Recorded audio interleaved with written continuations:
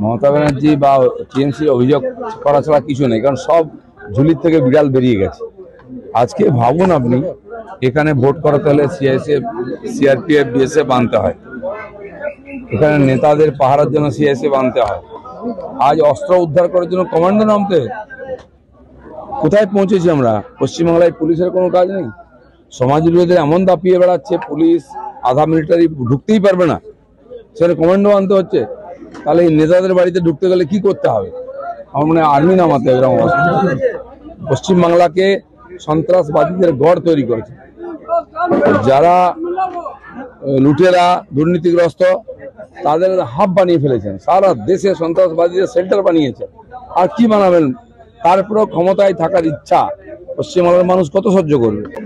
যোগ নয়, রোহিঙ্গাদেরকে শাহজাহান নিয়ে আসতো বাংলাদেশ থেকে, তারপরে ওখানে খাইয়ে পরিয়ে রেখে ক্যাম্প বানিয়েছিল।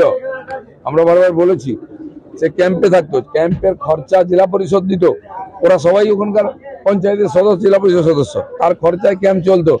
তারপরে গাড়ি করে ট্রাকে করে রোহিঙ্গাদের সারা দেশে আর এখানে বসিরহাটে নিয়ে এসে ট্রেনে চড়িয়ে সারা দেশে পাঠাতো। এটা বছরের পর বছর করেছে, সেন সবই বিদেশি যোগ, আন্তর্জাতিক চক্রান্তের একটা আড়ত। ওখানে অনেক বোমা ফাটবে, দেখুন না।